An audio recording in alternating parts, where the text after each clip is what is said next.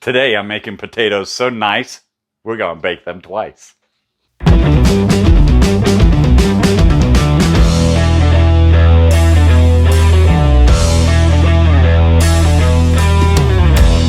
So today we're making twice baked potatoes.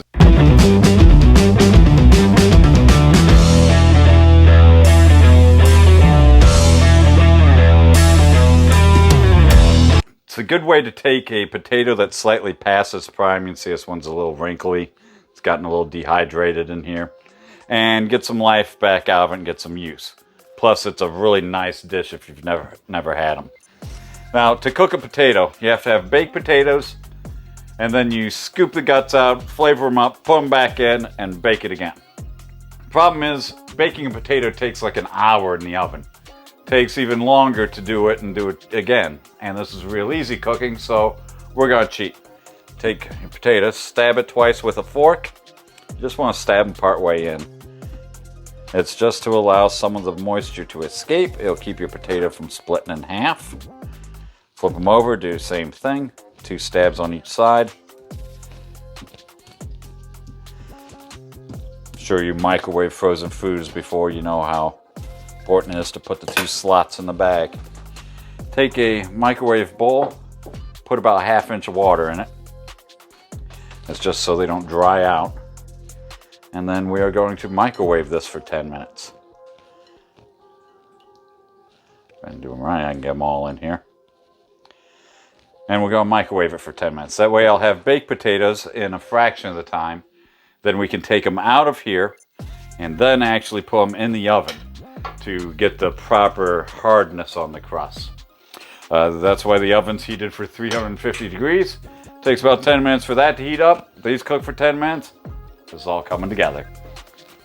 So I take them out of the bowl after they've microwaved for 10 minutes, drain the water, take them out of the bowl, and you got a potato. They're hot as hell, that's why I'm using tongs. And I cut them in half down the side, like that. Now we're gonna have to scoop out the guts in the middle. That's what the spoon is for. And you have to kind of scoop them out without damaging the outer crust or peeling all of the potato away from the crust. And throw that in a bowl. We're going to have a second chance to do some of that later on too. We just want to get some of the mass of the potato out now, so that it's not, when we throw them in the oven here to harden, that it's not all of this still trying to recook instead of trying to cook the outside edge. I know it seems like a lot of work for my channel, but it's actually way easier than doing them the long way. Of baking them for an hour and doing this would take like 2 hours. This way it takes like 20 minutes when we're done. So there's one potato canoed out, basically making potato canoes. And if you ever go to some of the chain restaurant bars, and then you put them on a cookie sheet. And I'm going to do the rest of them now.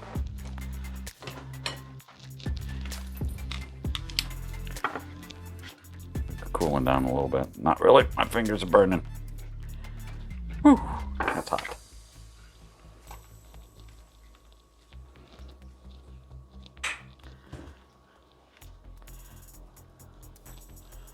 Got some of the guts. Yep. We're using this. That's hot on the fingers. Ooh, that one took too much. Wanted to leave some of that in there, but that's going to happen sometimes.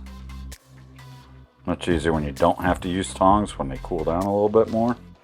This potato, you see how the skin is splitting when it came out of the microwave? Right there.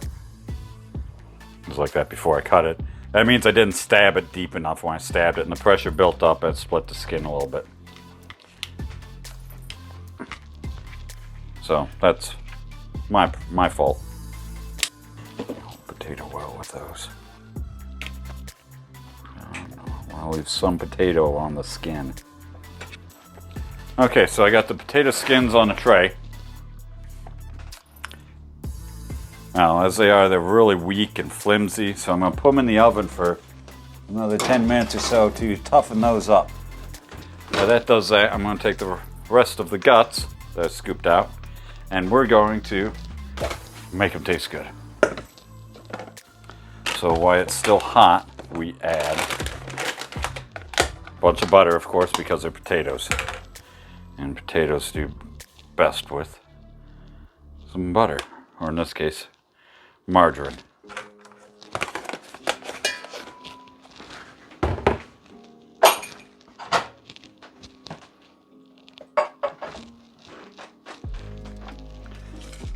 We're going to add a dollop of sour cream, which by dollop I mean 2. That'll be our mixing spoon then too. We're going to add some of my favorite spice, turmeric. Makes everything a beautiful yellow color. How can you go wrong with adding more color in your life or your food? And then we're going to add grind some pepper in there, because potatoes are pretty damn bland if you don't add a lot of salt and pepper to it. A little bit of salt, well, a little compared to the amount of pepper we just added. And now we stir and mix this all together. And we're not so much mixing as we're mushing it all together. The potato chunks that were in there getting mushed up. Even the hard potato from earlier.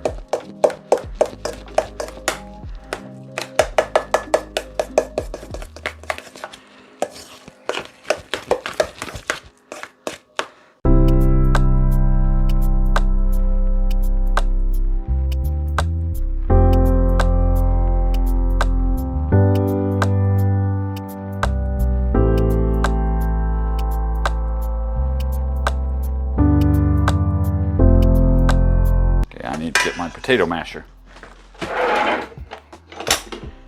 Mash them all together. Try and get rid of all the big chunks, but I don't want it to completely whip. So one thing I hate about these, someone should make a way to clean them, like an automatic thing that drops through or something. This cleaning potato masher sucks. Looks a lot like deviled eggs to me. If you saw my deviled eggs video, let me get the bag open. Add some cheese.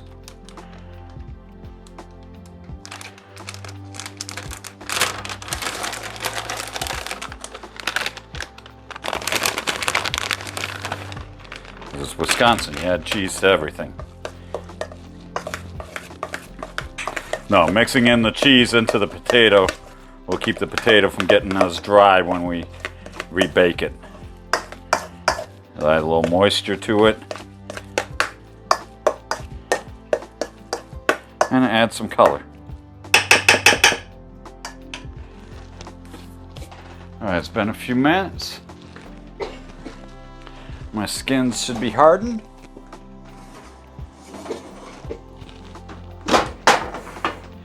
See how they're starting to stiffen up a bit?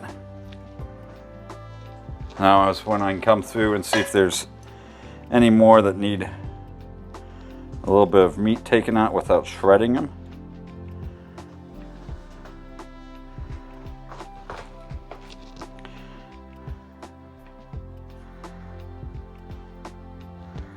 I did a pretty good job earlier on them.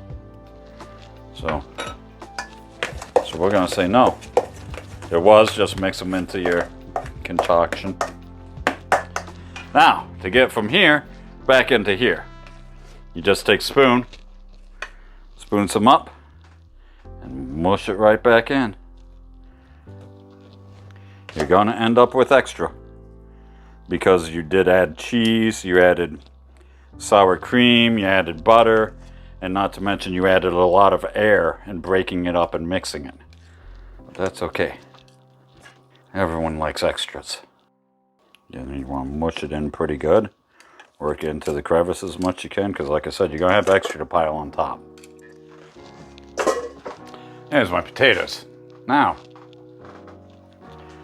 before it goes in the oven, we want to throw on A little bit of cheese right on top of each one. This will indicate to you how well it's cooking by how your cheese melts and how your cheese browns. That's why you add a little cheese on top. Plus, as it melts over, it'll make a little cap to seal in some of the moisture. Add some paprika, of course. And then some chopped basil or even chives if you want.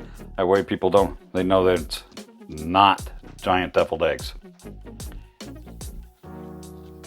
Plus adds a little flavor. All right, 350 oven. Goes back in there for another 10-15 minutes till the cheese starts to melt and turn brown. We'll see how it looks then.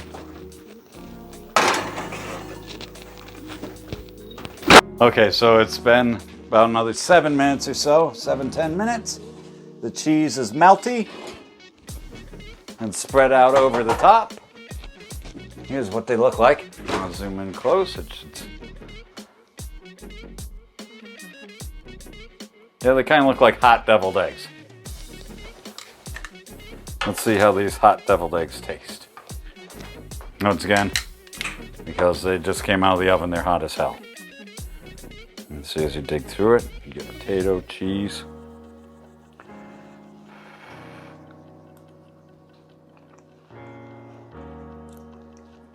It tastes great. It tastes like twice baked potato.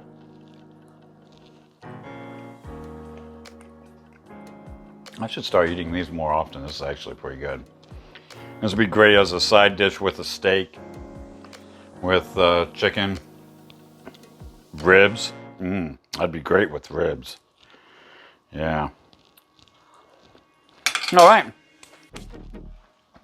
That's pretty good. That's pretty good. It's been real easy cooking with Robert. This has been real easy cooking with Robert. And these are twice baked potatoes, and we're done. We're done.